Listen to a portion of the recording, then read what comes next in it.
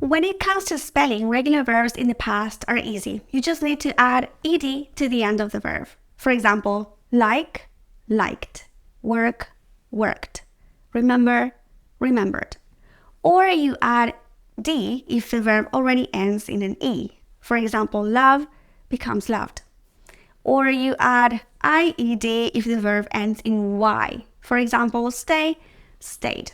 Oops, I'm very sorry. I made a mistake here. I gave you the wrong example, but it's a good chance for me to show you the rule. So, if the letter y is preceded by a vowel, we keep the spelling as it is. We just add ed. For example, stay, stayed, play, played.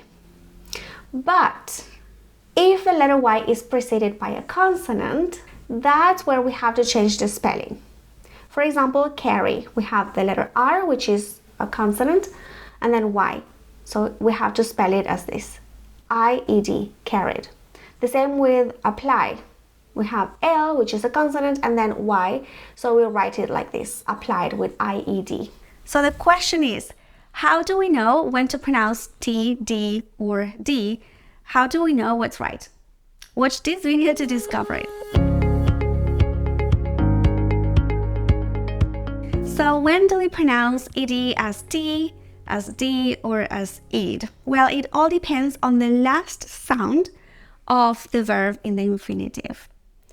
And here I'm talking about sounds and not letters, because sometimes a verb, in this case we're talking about verbs, a verb can end in a letter that is silent, it's not pronounced. For example, love. Love ends in an E, but the last sound is not E, it's V. We say love, right? So the last sound is V. Or sometimes one letter can have different sounds. For example, C. C sometimes sounds like a K, as in cascade, or as an S, as in recess. So in pronunciation, we're talking about sounds here and not letters. If you want to truly understand why we pronounce ed in 3 different ways, we need to start by learning the difference between voiced and voiceless sounds. What is this? Voiced sounds are those sounds that produce vibration in your vocal cords. So if you place your hand here, if you put your fingers here on your throat and you say sounds, for example, all the vowel sounds, A, E, I, O, U, or some consonant sounds like those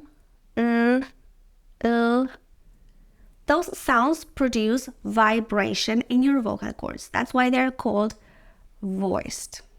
Some other sounds don't produce any vibration at all.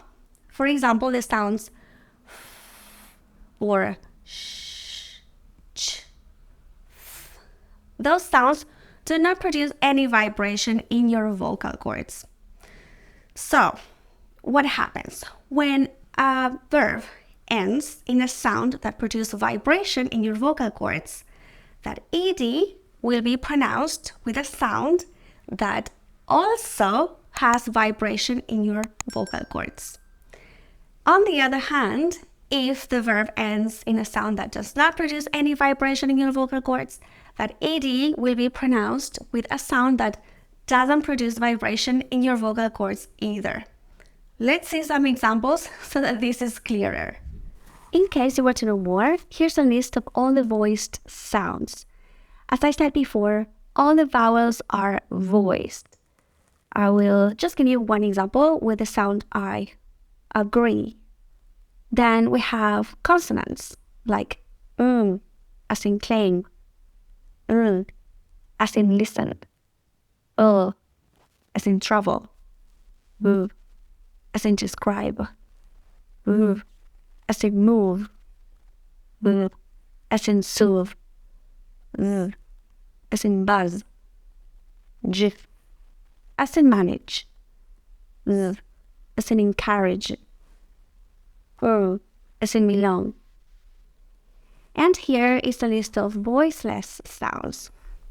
P, as in stop, k, as in look, t, as in paint, s, as in pass, sh, as in finish, ch as in watch, f as in laugh, and f as in bath. Okay, now we're ready for some examples. The first verb I want to show you is work. Work. The last sound is k. Is it voiced or voiceless? Does it produce vibration in your vocal cords or not?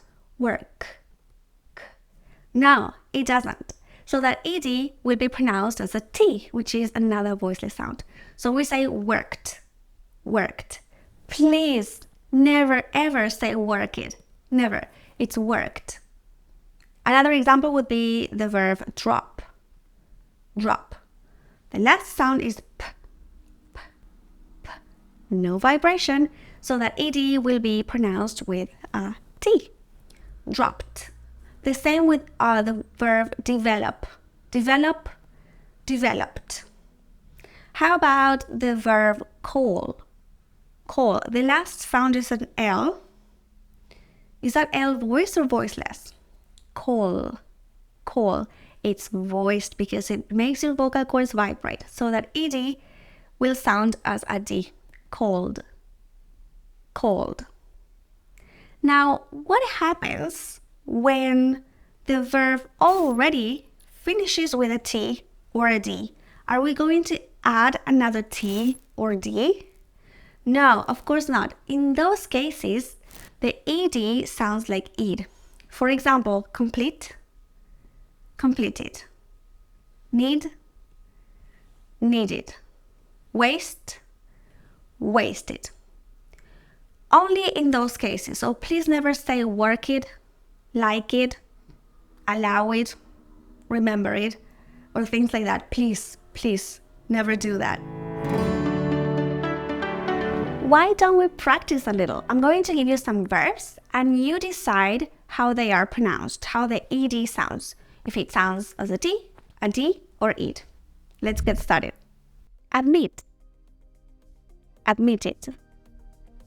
Agree. Agreed. Ask. Asked. Believe. Believed. Call. Called. Cook. Cooked. Decide. Decided. Develop. Developed. Last. Lasted. Learn. Learned. Pronouncing ed at the end of verbs correctly can take some time to master, but I'm sure that with patience, practice and determination, you will reach a point in which you don't have to think about it anymore. I hope you have found this video useful and see you next time. Bye!